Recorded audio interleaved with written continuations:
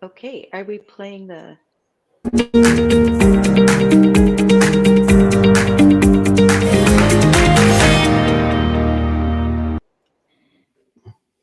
Woohoo! Welcome to the Energy Realities podcast. Today we have the master of absurdities, David Blackmon, the satirical Stu Turley, and myself, Tammy Nemeth. The ever-witty Irina Slav is not with us today. She's on a road trip, having fun without us. And it's a good thing she's not in Canada, because she'd get screamed at by the Liberal Party for killing the planet or something if you go on a road trip. But today we have like a super special guest, the very enigmatic Doomberg. Doomberg has the #1 finance letter on Substack, and he's here to chat with us today about what the heck's going on in Europe and maybe tying it in with other energy reality developments. So, hello, Doomberg. Welcome to the program. Tammy, David, Stu, great to be with you. It's too bad that Irina couldn't make it. I'm a big fan of her Substack. I remember when she first started, and try to do our best to support her work as well. And I know she supports ours, but looking forward to a fantastic discussion today. Yeah, that's so great. We're so happy to have you here. I'm a longtime follower and really appreciate your insights. And, you know, one of the things I think maybe if Stu wants to put them up, you had a couple of really great Substack posts. And the one in particular on May 24th about the upcoming EU elections and the EU Green Deal, those were really interesting. And you made this great point about language, and it's something that Irina and I have been talking about before on this podcast and elsewhere. And it's like anyone who disagrees with the EU Green Deal or the trajectory, they're labeled hard right, far right, a Putin stooge, and so on. And I'm wondering what are the connections there between this abuse of language, really, and, as you say, the incompatibility of the green agenda with democracy. Sure, yeah. So the piece, as you mentioned, was called "Apart at the Seams," and we speculated that the sort of myopic fascination with renewables and disconnecting society from fossil fuels and nuclear energy was fundamentally incompatible with democracy, and I'll explain why, but also might be a catalyst for the eventual breakup of the European Union. Now, it should be said that people have been calling for the breakup or predicting the breakup of the European Union for as long as there has been the European Union project. But I do think we are nearing a potential political break point. So let me explain the core thesis of the piece, which is that the green energy revolution, quote unquote, is fundamentally incompatible with democracy. So what do I mean by that? And what did we mean by that when we wrote it? At its core, fossil fuels and nuclear energy are needed to maintain a good standard of living. Energy is life, after all. And if you disconnect from those energy resources, it necessarily follows, and the data supports, that practically everywhere it's been tried, standards of living begin to decrease.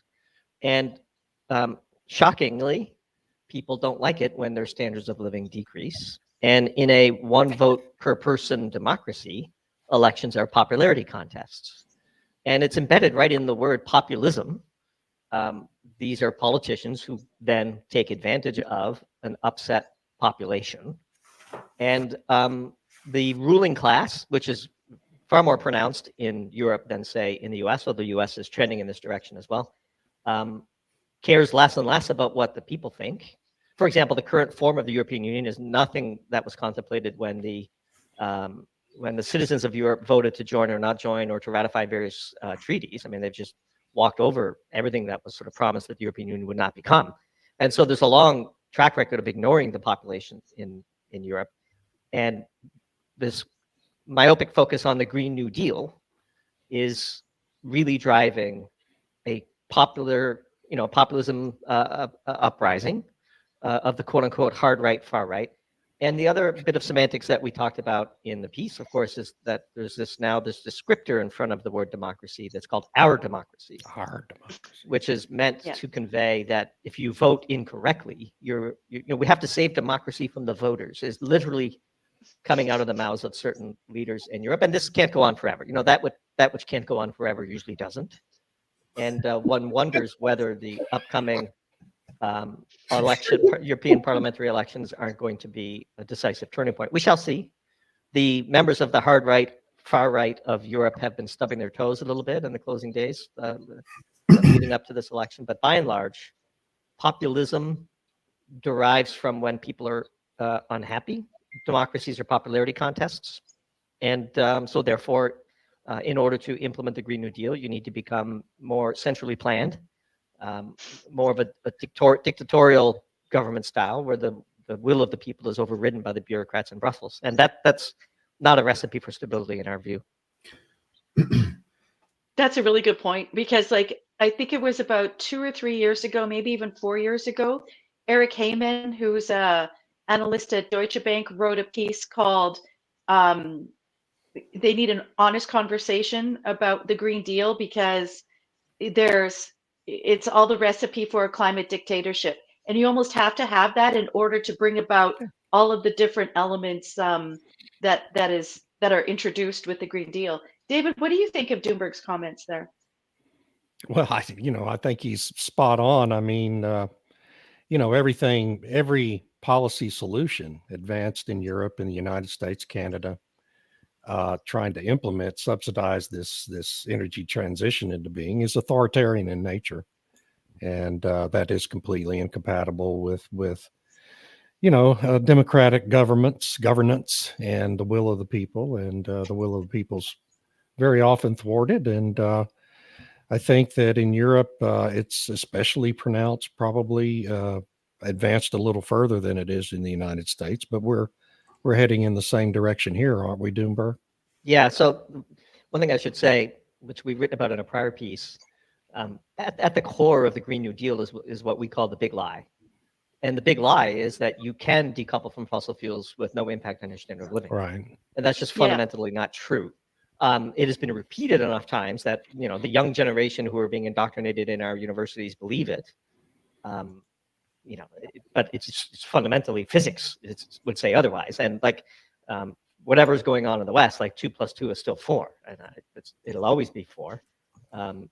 Physics is physics, math is math, and we can deny it. I like to say Greenpeace is a physics denier, for example, given their opposition to nuclear energy. We could deny it all we want, but it doesn't mean that ultimately it won't come to pass. Like your standard of living is defined by how much energy you get to harvest, and secondarily, how efficiently you harvest that energy in order to impose order on your local environment. The human endeavor is a constant, unrelenting struggle against the forces of entropy. You need to waste heat in order to create local order in your environment. And the more heat you get to waste, the richer you are. Yeah. It's just that simple. And so unless and until the leaders in charge come to grips with that fundamental axiom, we are going to be in a place where, for example, Justin Trudeau is 20 points down in the polls, and on the back of a very small fringe minority party has maintained power far longer than the population would like him to. And he is implementing all manner of energy and social policies that are meant to reduce Canadian standards of living and to increase the control over the federal government over everyday lives of the Canadian citizens. And this is, in many ways, a carbon copy of what's going on in Australia, California. And what amazes me is that people can look at what happened to Germany and think this is something to strive for. No. Yeah. I don't understand it. Like it just makes so little sense. But like if there was an election held today, Trudeau would get wiped out. It would be a historic wipeout. The Liberal Party, for those who aren't familiar with Canadian politics, is kind of like the Democratic Party in Canada. It's kind of always in charge. Once in a while, they let a Conservative in for a little bit. But if you look at the last 100 years of Canadian politics, it's been the Liberal Party, both at the federal and in many of the important provincial levels. And Canada is not a country necessarily that will stay together either. I mean, everybody thinks about the Quebec issue, but there's also the Alberta issue. And the Alberta issue is relevant to this discussion because Alberta, and to a lesser extent Saskatchewan and British Columbia, but the Western provinces produce an enormous amount of energy, and they are supporting the Atlantic provinces, for example, with transfer payments because all of the profits in Canada are made out west, and then the socialization, the social system, the social safety net that Canada has is paid for basically by Alberta, British Columbia, Saskatchewan, and to a lesser extent Ontario. But in the end, these are unstable situations, and I can tell you that in Alberta, Justin Trudeau is not a very popular person. No. But we have a paradox going on between Tammy's two countries, Canada and the UK. In the UK, the Conservative government is trailing the Liberal Party by 20 points, right?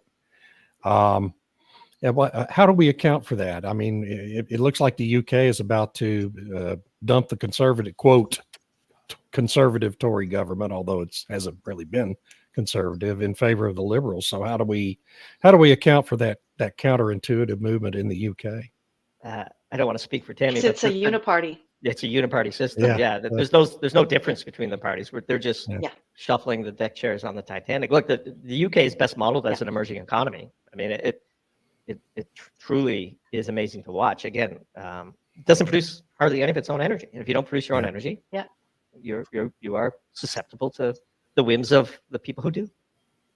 Yeah, absolutely. Stu, what's your comments on all this? I got to make sure I'm not throwing us off the air for my opinions today, but Mr. Doomberg in Spain, your article has a great bunch of numbers in here. In Spain on Wednesday confirmed plans to close the country's nuclear plants by 2035. And we're seeing that around the world. Take a look at California's Diablo Canyon. They're going to shut it down, and now it's, I'm not quite dead yet, kind of like the Monty Python's, getting an arrow in the chest. He's not quite dead yet. But yet France has got the same thing. They had a nuclear fleet of 50 reactors. They had that before. They now only have 25 of them because they never spent any maintenance on the nuclear reactors. And now they're going, well, we might need them. So the Spain situation is a bit weird because it runs in the face of the trend of the rest of the world. And there's even some discussion in Germany about perhaps this might have been a mistake. Again, like the NDP, like the NDP in Canada, the Green Party in Germany as a minority party coalition member has had a disproportionate impact on German politics relative to their popularity at the polls. But the socialist prime minister of Spain, having observed what happened to Germany, has decided that he would like to replicate that in his country. One suspects that we are at an election away from that being overturned in Spain. And you speak of Diablo Canyon. I give Governor Gavin Newsom credit for saving Diablo Canyon. I give Gretchen Whitmer credit in Michigan for trying her hardest to reopen Palisades, which looks like it might happen. If we talk about sort of the optimistic lens, we're writing a piece, perhaps the one after the one that comes out tomorrow, on what Jennifer Granholm had to say at the new nuclear reactor in Georgia, which was very interesting. Tentative title for our piece is 198 to go, which is a direct quote from Jennifer Granholm. Credit to the Biden administration for having an about face on nuclear energy. And then we're going to get into that piece for what's actually required to do it. But we have learned the nuclear advocacy movement, which is a small, tight-knit community that is very effective, much more effective than the nuclear industry itself, I would say, has proven that the closure of nuclear reactors in the U.S. can now be prevented. And even though the Vogtle nuclear reactor was a disaster from a budget and a timing perspective, the deep lessons were learned from there. And now the big step is we need to prove that the U.S. can build new nuclear reactors in a timely way. I have to give a shout out to David Blackmon, RT, Trevino, and the Americans for Prosperity for last week. Last week, Senator Ted Cruz, when I was in the meeting with him, he stood up, and the folks from the Texas Christian University and David Douglas, the name of the Doug Robinson. Nature Resources. Yeah, I've got a call out to him, and the DOE is not giving them what they need to turn on their next reactor because, and Senator Cruz said, "Hold that thought," and he goes, "I'll get involved." Go Senator Ted Cruz. I thought that was out of the park huge, that we have new nuclear reactors and there's still a holdup. So we have to work through those issues. I've long argued that the quote unquote expense of nuclear is a political decision. You know, the environmental left has done everything in their power to delay, diminish, you know, use lawfare tactics, sue for permits that have already been issued, and then sue again, and make it difficult to finance these projects and so on. Look, if France could build out its nuclear fleet in the 70s, and if Canada could do it, then surely the U.S. can get its act together. And that's going to be the thrust of the piece, what we would need to do. The UAE? The UAE did it. They just turned on their 4th reactor. Canada has done, you know, Canada is the can-do system. All the things we need. And we had James Crownstein on one of our Doom Zoom for our Pro Tier a couple of months ago. He's a brilliant expert, you know, grew up in the nuclear industry. He did a great 4 podcast series with Decouple on the lessons learned from the Georgia construction and what the U.S. needs to do to satisfy the vision that Jennifer Granholm laid out while visiting there. And it really comes down to picking a standardized design and sticking with it, rebuilding a domestic nuclear supply chain, and training up the next generation of nuclear workers. That's a big one. These are all choices. And the sooner we get going on those, the better. We're pondering something that's very interesting that we believe is the driving force behind much of this. We predicted this last year, I believe, that the AI revolution needs it, and the tech industry, Silicon Valley, venture capital world has way more pull with government than the fringe environmental movement does. And so something has to give. Now, one of the things that we're pondering, and we're not quite sure we'll write about it, but it's in the sort of birthing phase, is we might see something very, very interesting. So we take note of the rally in utility stocks, and we often try to ponder what the market is telling us. I think we could see, for example, I don't think the lack of new capacity is going to slow the AI build out in the US. They'll just pay more. And that's going to cause substantially. So fundamentally, one of the things that we've been pondering a lot internally is, what is electricity worth? Electricity is not worth what we pay for it. It's a public good whose price is held artificially low for good reason, because it has become a central part of our modern standard of living. So if I had to pay 3 times the current electricity cost to keep my house with 100% reliability, I could afford that, and I would do that, because electricity is so central to our lives. But it is not worth 11 cents a kilowatt hour or 20 cents a kilowatt hour. It's worth a lot more than that, which is what we find out when the power goes out. Right. And so, for example, just for operating our business, you know, we write and do our podcast appearances from an office that we have acquired for the task. And our job is to be on the internet. So I need electricity, right? Like, what is my electricity at this office worth? It's worth a hell of a lot more than 20 cents a kilowatt hour to us. Yeah. And so the AI revolution might drive an incredibly uncomfortable price discovery in the electricity market in ways that we are not prepared for yet. And the consequences of that is something that we are contemplating as we speak. Doomberg, you know, you talk about things putting pressure on the Biden administration to move more aggressively to nuclear. Isn't the failure of the offshore wind experiment they've done a big part of that? Did you see the Westwood analysis that was released over the weekend that shows globally the offshore floating wind sector is only going to be able to add 3 to 10 gigawatts of new projects between now and 2030. And the Biden administration's goal for the U.S. alone is 30 gigawatts. Yeah, that's so obviously that's not going to happen. And that just puts more pressure to move rapidly to nuclear, doesn't it?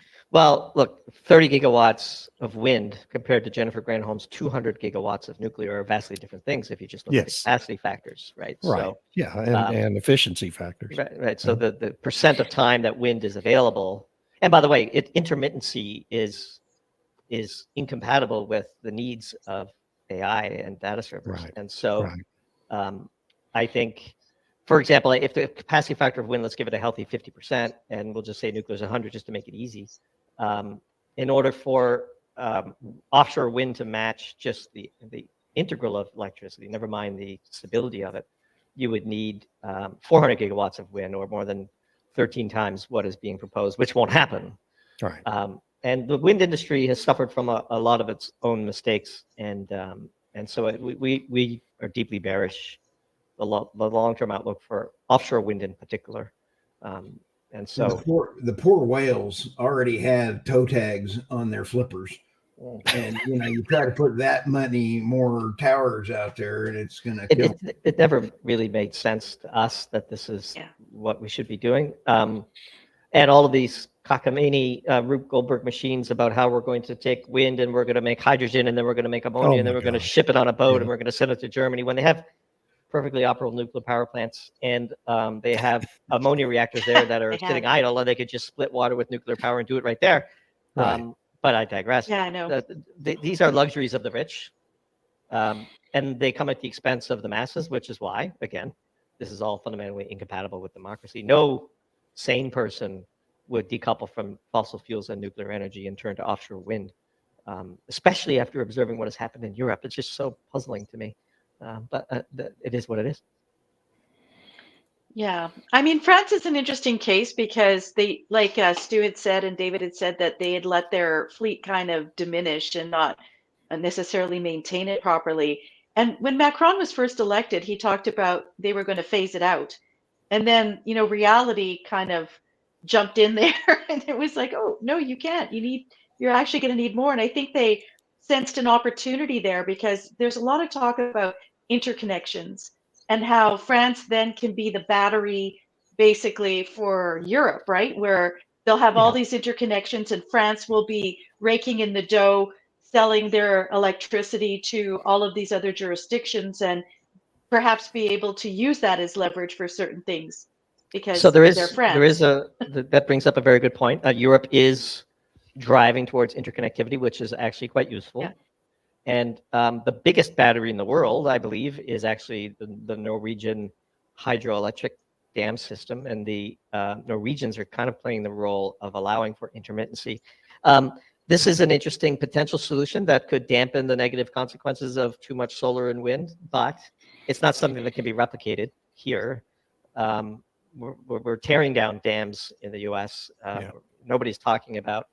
But the only place in the world that is trying to replicate this is Quebec, which we wrote about as well. And New York shut down Indian Point, and then now is turning to Hydro-Quebec to fill that gap. And we talked about the damage of the St. James Bay project. Hydro is a great example to counter the narrative about nuclear and safety and all this nonsense. You can't find a single person in the world who's ever been injured by nuclear waste. Period. Right. One death has been linked to the Fukushima accident. The person died of cancer a couple of years later, I believe, and it was officially categorized as a death that resulted from Fukushima. In China, there was a generational storm that caused a huge hydroelectric dam to collapse in the 1970s, and it's estimated that 250,000 people may have died. As we highlighted up in Quebec, they dammed the St. James rivers, the Grand Rivière is dammed up, the St. James Bay project. It killed countless caribou. It totally destroyed entire communities. These are the one word that the comparison between hydro and nuclear brings up that is far too often missing from the energy debate is trade-off. Yes, Quebec produces an enormous amount of electricity. It exports an enormous amount to New York. It's in Quebec, by the way. It's not your electricity bill, it's your hydro bill. It's part of their culture. But in so doing, we have displaced all manner of indigenous people, disrupted vast areas of precious natural landscape. There's a trade-off. Quebec made that trade-off. When you consider the trade-offs of nuclear power, you have this virtually limitless supply of ultra-reliable baseload power. And even the term nuclear waste is a false moniker, because in reality, what the progressives characterize as nuclear waste is in fact future generations worth of fuel. We only take and use 5% of the embodied energy in a pound of uranium. fuel. And you could run these through fast breeder reactors and recycle them and extract more and more of the energy. And so we have all of the technology to do that. And so nuclear waste is a gift to future generations of engineers. And so there's practically no trade-off. Yes, there's some minor, minuscule meltdown risk. But even when it happens, like again, how many people are dying every day on the battlefield in Ukraine and Russia? You know, there are trade-offs. We have to analyze them. We have to be intelligent about them. But we have this wholly overblown fear of radiation that has stunted the industry. And look, credit to the radicals who have successfully connected the civilian nuclear energy with the total thermonuclear war. Like in the minds of many people, these are not readily distinguished. It looks like we just had Tammy. We just lost Tammy. Speaking of Ukraine, your article on Ukraine mapping the war, how to understand what's really going on in Ukraine, May 28th. What were your thoughts on that? So the primary purpose of that article really didn't have much to do with the war in Ukraine. It has to do with how is it that if citizens who want to be informed, how can they go about separating the noise and the signal on the internet? We all are bathed in propaganda. And, Really? and this is especially true during times of war. And we have spent a lot of time reading the propaganda of the West and the propaganda in Ukraine and the propaganda in Russia and the propaganda in China. And they all tell vastly different stories, right? And for example, in Russia and China today, they speak openly as though they were already involved in World War III with the West. And this is what is being told to their citizens. And so mapping the war was about how do we in the West, who are subject to our own biases and propaganda, you know, if all you do is get your news from the New York Times and the Economist and the BBC, you have a vastly different view of what's going on in the war than if you try to find out for yourself what's going on. And one of the things that, you know, given its critical connection to the energy sector, we decided at the beginning of the year to do a deep dive into this phenomenon of online mappers who trace down to the street and building level the ever-changing flow of the line of combat contact. And the interesting thing that has transpired in this community is everybody has a bias. So we opened that piece making fun of Peter Zeihan for his often bombastic takes, and the caption to the piece that we had, to the picture of him we had in that piece was "Never in doubt." But you know, if you look, if the same event is just portrayed in radically different ways, but when it comes to the movement of the front line in the war, there's a whole ecosystem of people who track every day using geolocated videos, satellite data, interviews with reporters and soldiers on the ground. And there's pro-Ukrainian mappers. We profiled one. There's a more neutral mapper, and then there's a pro-Russian mapper. And the interesting thing is this ecosystem is self-correcting, because if one of the maps is way out of sync with the others, then they lose credibility. And so, for example, if a Russian advance is claimed by the pro-Russian mapper and the pro-Ukrainian mappers consolidate and agree that that has actually happened, then you can be pretty sure that that's pretty close to the truth. And so what that allows one to do as an independent citizen is learn for yourself the trends in the war, and then listen to the media and how they describe it. And then since you have some indication of what the truth is, you can then properly classify whatever propaganda source that you're consuming your information from as reliable or inconsistent with what you know to be true. And this has been very insightful for us.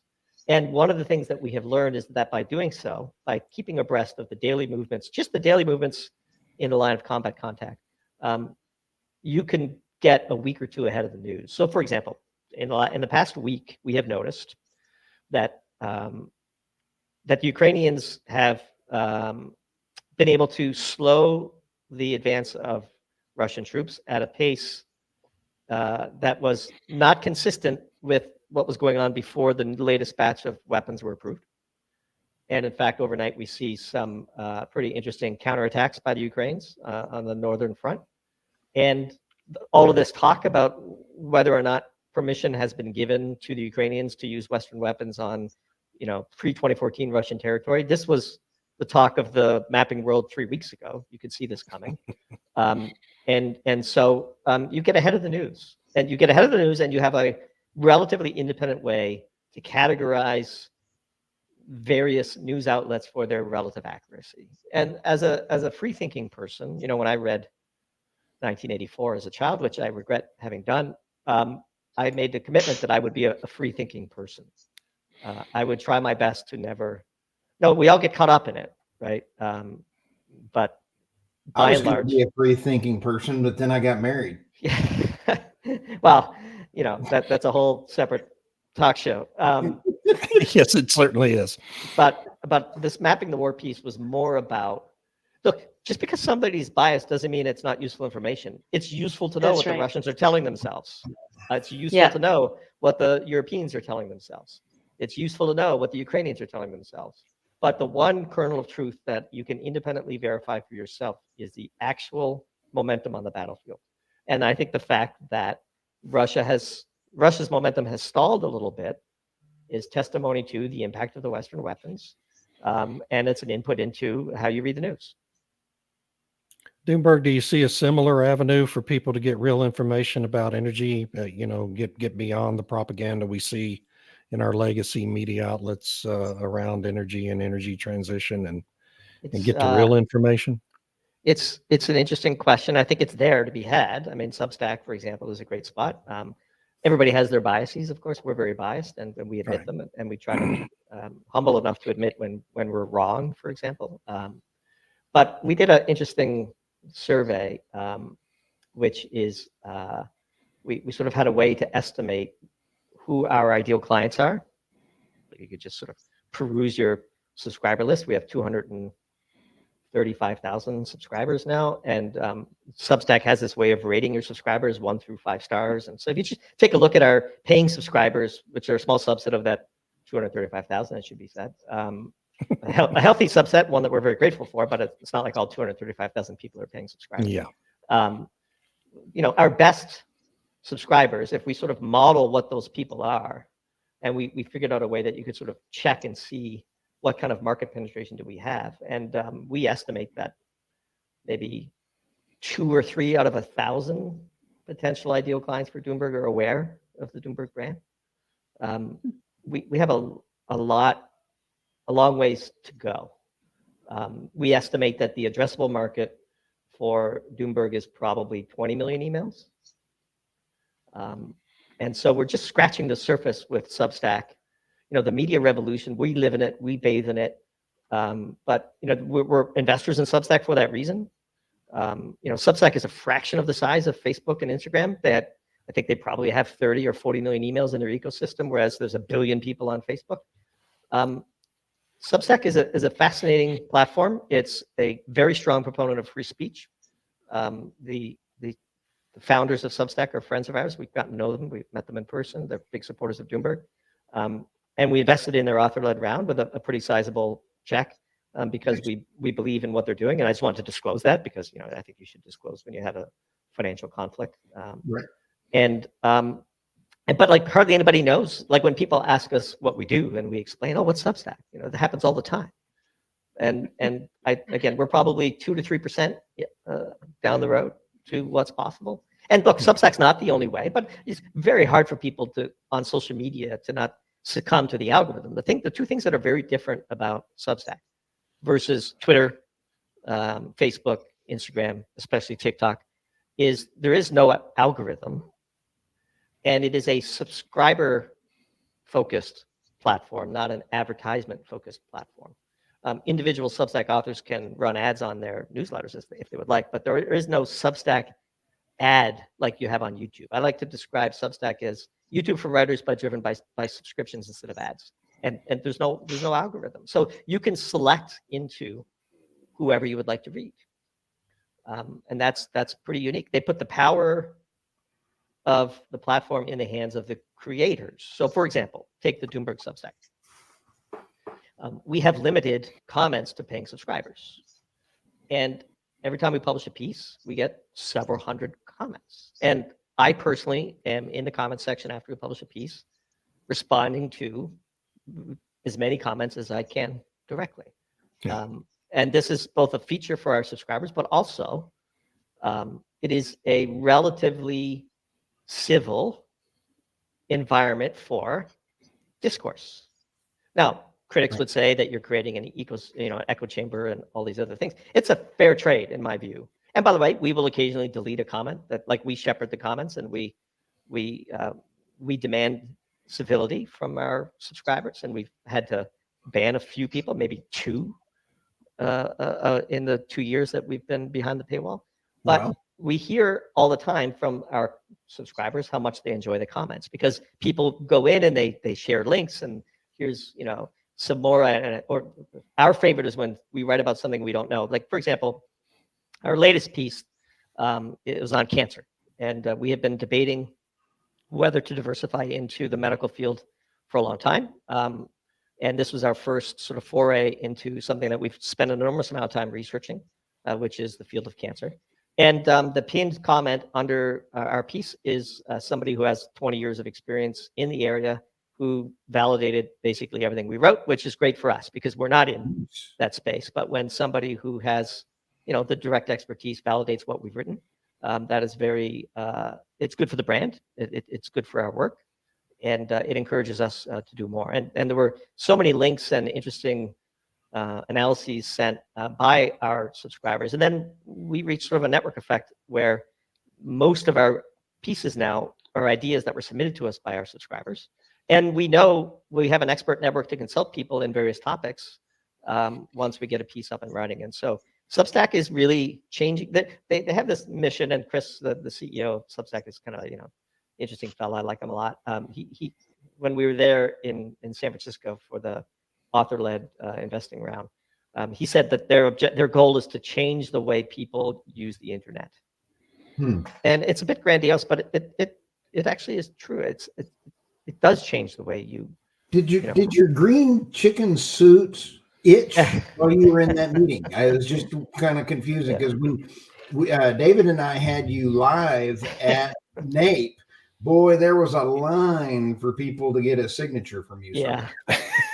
We do occasionally make appearances as ourselves. We're a very small team. The green chicken is all about brand. It was about brand in the beginning. It was how we had a growth hack on Twitter.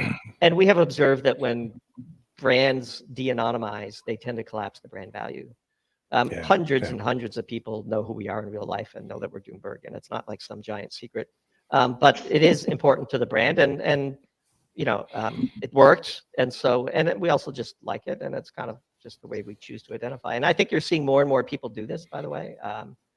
And I think this is the trend, right? Because don't forget, there's also like cancel culture, right? If you don't know who the person is, then you kind of have to confront the ideas, which I think is powerful. And we're more than happy to defend our ideas. We're happy to change our mind. We're happy to have a civilized discourse. We'll debate anybody, anywhere, anytime, unless they're trolls and they've been vulgar. Then we just don't engage. But we're trying to lead by example on having civilized discussions about important topics with fact-based analysis and an open mind. And this is the way it used to be. And it'd be great if we got back to that. So. Sure would. Yeah. I wanted to ask you, so what do you make of what the Netherlands new coalition has proposed with respect to energy? It looks like they want to reopen a bunch of the natural gas fields, and they want to kind of roll back some of the net zero things. What do you make of their announcements? Yeah, this is the beginning of the sort of counterpunch, the snapping of the rubber band. Again, back to the piece, a part of the seams. What they were trying to do to the farmers in that country, what's going on in Ireland. It's pretty amazing, actually. Like, the thing let's just take Ireland, for example. I know you asked me about the Netherlands, but the Netherlands, Ireland, they could cut their emissions to zero. Nobody would care. Nobody would notice. It would be within the measurement error. And the rest of the world would greedily lap up whatever fossil fuels they're forgoing, and it would just be slightly cheaper for them to do so. There's nothing going on in Europe today that's going to affect the climate, period. It boggles the mind that they think they can. that 5 million people in Ireland is going to be, that's a pimple on a horse compared to China, right? China putting, 200 gigawatts of coal in the next, I mean, who are we kidding? The world is going to roll the dice on carbon emissions, period. The gating function for carbon emissions is not consumption, it's production. Because Doomberg's postulate states that every molecule of fossil fuels produced will be burned by somebody somewhere, and local restrictions against such activities merely change who gets to enjoy that privilege. And by the way, Europe produces no fossil fuels. I mean, Norway and UK are not in the European Union. The European Union produces practically no natural gas, practically no oil, and a little bit of coal because of Germany and Poland. The world doesn't care what Europe does. Like, Europe can restrict itself all it wants. It's just going to shift who gets the benefit of burning those fossil fuels. It's crazy to me that they can't see this. Now, if Australia stopped producing coal, that would actually impact carbon emissions. If Canada stopped producing coal, oil, and natural gas, that would impact carbon emissions. It would also drive the price of those commodities through the roof and probably cause popular revolts, first in the emerging economies, but eventually in the West, as we're seeing already. But the gating function of emissions is consumption, is production, not consumption. If we, like, the U.S. is still, it's the largest producer of oil the world has ever seen. It produces 30 to 35% of the world's natural gas. It's a net exporter of coal. It has 90 nuclear reactors. And this is why, by the way, the environmentalists are always trying to stop production. But what Ireland, what the Netherlands do is irrelevant to the climate. Well said. But that's the same for so many Western countries. So for our podcast listeners, sometimes we have to remember this is also on voice. Climate, this is from Messy Times. Climate, sorry, did someone say climate? Aren't we all going to die because of carbon? I wear my hip waders all day long just in case the sea level rises. What a great compliment. So on that point, this is a really important one. And I had a pretty infamous debate with Professor Stephen Keen a while back, which was interesting. If you want to listen to it, just Google Doomberg Stephen Keen. It was on Jack Crowley's show, I believe. And my main point in that debate was, because he was very much in the camp that we are, in a barrel heading over Niagara Falls on climate. And I was like, well, brace for impact, because we're going to do it. And by the way, if you've been saving that special bottle of wine, if the world is truly going to end, you should open it up and enjoy it while you still can. Because we are going to roll the dice on climate. Indonesia, Pakistan, India, China, they don't care about the climate change. They're happy to take incremental fossil fuels at a slightly cheaper price and use them for their own domestic purposes. But they're not going to, they are not going to refuse their population's right to climb Maslow's hierarchy of needs. They're going to develop. And if you look at the global south, the 6 billion people that's in the global south, let's say, they could double or triple their net BTU per GDP, BTU per capita numbers, and would still live at a fraction of what we enjoy in the West today. Right. I mean, who are we to tell them they can't develop? They're not going to listen to, bureaucrats in Brussels or professors at elite universities. Nor should they. Who believe that sawing the trunk to save the branch is a good strategy. It's not going to happen. And so we're going to roll the dice on climate change. And our view, which is one we've held for a very long time, is that money dedicated towards dealing with climate change would be best spent on reacting to it than clumsily trying to alter the course of the climate, which is a classically chaotic system. And so, sea levels rise, great. Let's invest to abate that. There's not much more you can do. I think we would be better off, sorry, Mr. Doomberg, I think we'd be better off spending more money instead of climate change and fear-mongering and actually renewable in making, recyclable real. Because right now recycling is a facade and a make you feel good because You put all your trash in a blue or a green can, and it goes to the same place. And it is actually a joke. So this falls into the category of pollution control, which is different than climate. Exactly. And we would be all for pollution controls. In fact, one of the pieces we wrote called Geopolitical Warfare highlights a fundamental problem with the way in which we manage our industry and the way in which China does. So when China decides it wishes to dominate a strategic industry, they do not let environmental concerns get in the way.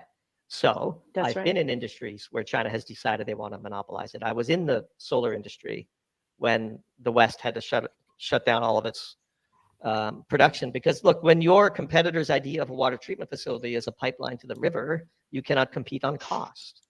And I remember being presented with a request for proposal by a big name brand, that a B2C company that you all would recognize, that has really beautiful booths at the various COP meetings and climate change meetings and so on, and telling this procurement person that China has stolen our intellectual property and they're not abiding by globally acceptable environmental standards, when they're telling you that the price for the product I'm supposed to compete against is 30% less than me.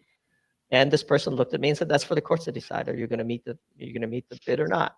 And we didn't. And this is how China came to dominate the polysilicon industry. This is why solar is cheap. There's not some S-curve of innovation nonsense that Kathy Wood likes to talk about. It's because China decided it wanted to own solar. It flooded the world with cheap solar panels. Look, even if we have a polysilicon plant, and I think the US still has 3, 98% of the world's polysilicon gets formed into ignits in China and sliced into wafers in China and then mounted as cells. This is all happening in China. It's all commingled with slave labor polysilicon from the western parts of China. And so every single solar panel in the world has Chinese forced labor in it, for example. Period. Just does. There's no getting around that. No amount of greenwashing of your supply chain can change that fact. But China decided to dominate the industry. They steal intellectual property, and they have no environmental safeguards. So if we allow this to continue, the net effect is we don't have clean production in the Western world. We have no production in the Western world, because we have environmental standards, which we should enforce, which basically involve pollution controls. And industry after industry wrote a piece about magnesium. I believe it was called Magnesium PI. I have this photographic memory for the pieces that we've written.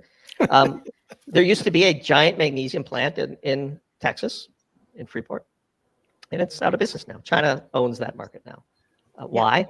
Because magnesium is pretty dirty business, and to do it well, to do it cleanly, is expensive.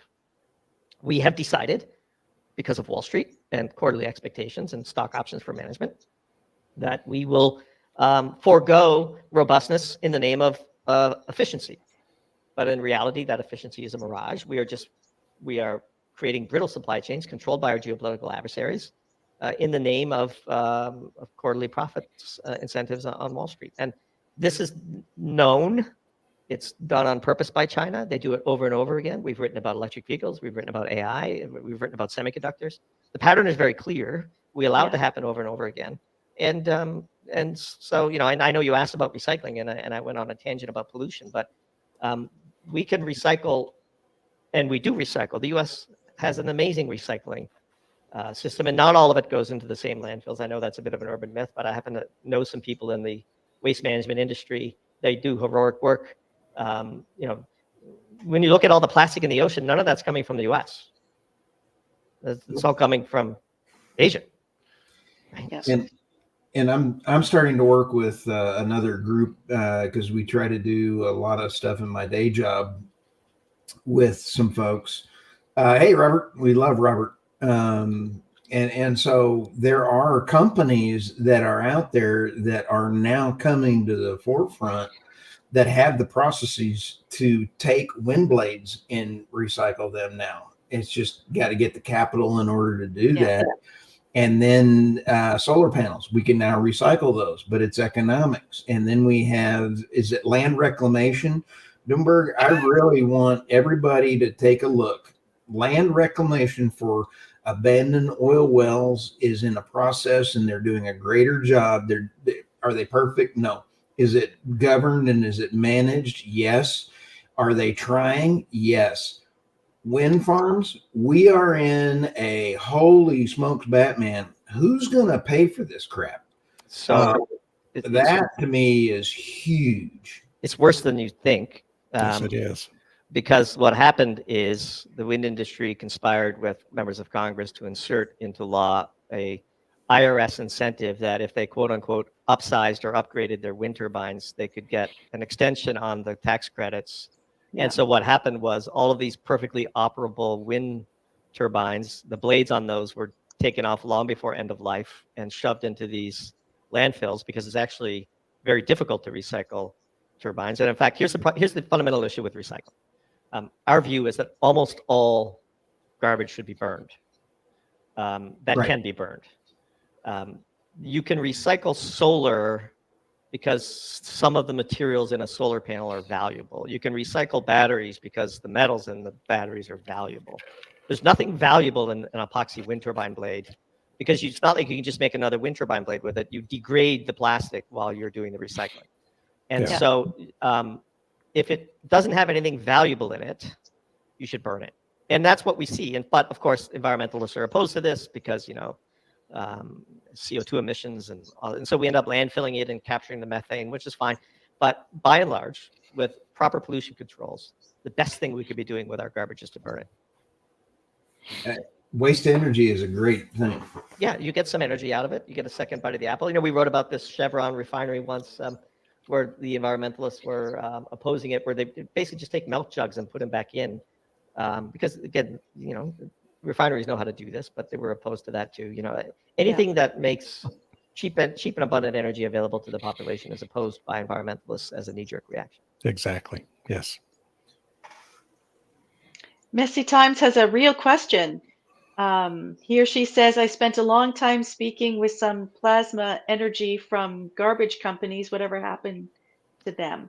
Can't say I'm too familiar with plasma energy. The word plasma triggers what we would call our grift bin up there with graphene and anything with the word nano in front of it. Not saying that that's what's occurring here, but the people that I know in the waste management industry just run really sophisticated ovens with with pollution controls on them, and they generate steam and they could make electricity from it in some cases.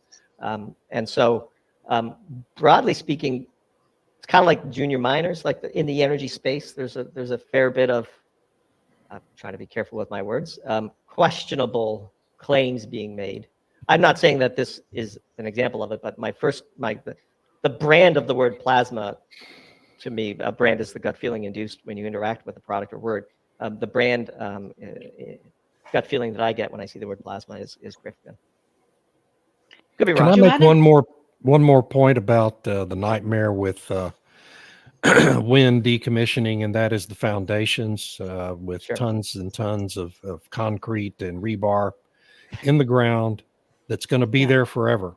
Okay, because no state has the regulatory structure to require those things to be rebated and or restored, and the land to be restored to original condition. And so those enormous foundations, hundreds and hundreds of them all over the countryside now, are the responsibility of the landowner. They're going to become the responsibility of the landowner. They're going to get left in the ground, and they're going to permanently condemn millions of acres of otherwise usable and even arable land in this country and all over the world. So this brings up a whole other vertical that we could discuss, which is we live in flyover country, and we invest in farmland ourselves, and when people ask us, because there's all kinds of money coming into the farm world right now, from Wall Street, private equity, looking to engage in what we call regulatory arbitrage, I'm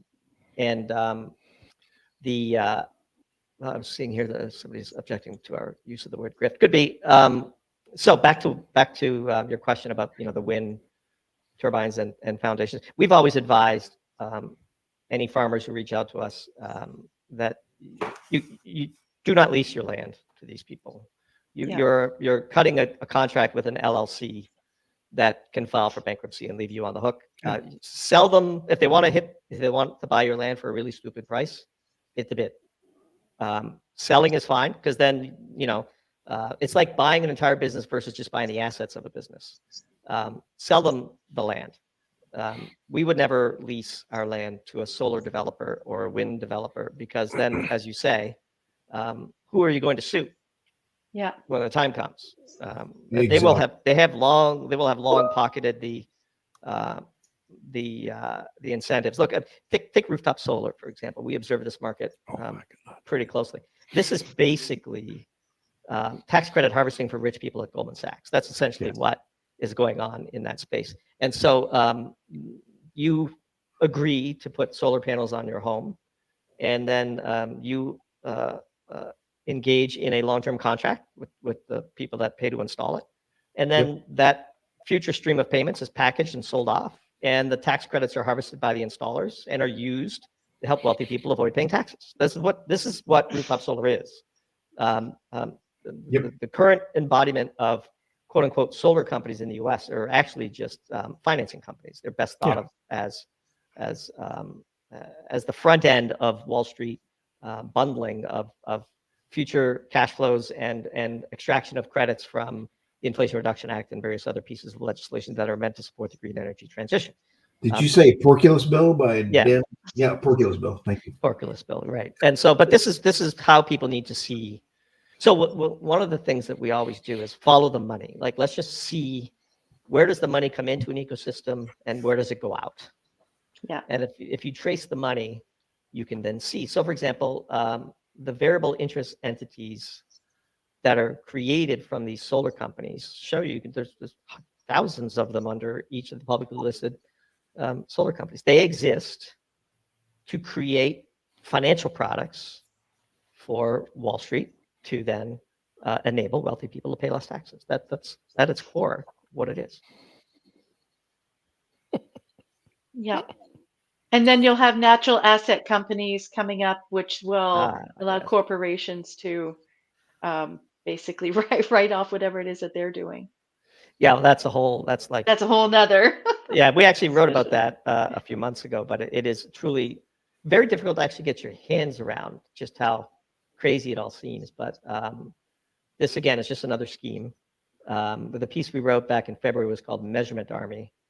Just think of all the people that will have to do all of this measuring in order to track what's actually going on. But natural asset companies are an interesting phenomenon. I don't think they're going to become what the proponents of them hope they will become. I think this is a step too far, is our view. Measurement Army, I call them warrior accountants with all the sustainability stuff. Well, I mean, I have a friend at a big company who's a chief sustainability officer, and he told us off the record for a piece that we wrote on the sort of the great army of measures. He has more people counting carbons than he has researching ways to abate them. It's just a giant. There's an entire tax on the Western economy of this blob of measurers and public affairs people and sustainability people that are all really on the backs of, if you break it down, the oil workers in the shale patch are supporting the whole thing, right? I mean, and so it can't go on at this pace, and it surely won't. I mean, we're starting to see some pushback now. Doomberg, we got about one more minute here. Sure. And I tell you what, I am so happy that you stopped by again. Thank you, Tammy, for running the show today. Yeah, I didn't do much.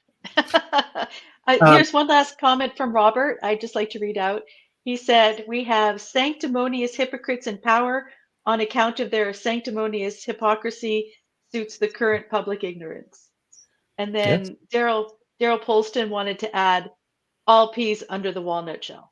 I do have a one short quick video, and I want everybody to watch this. This is what I think our political outlook is going to be for the rest of the year. But watch the camera guy in the middle of the road.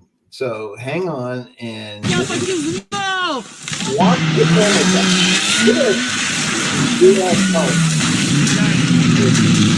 All right, now watch this. What's that guy doing?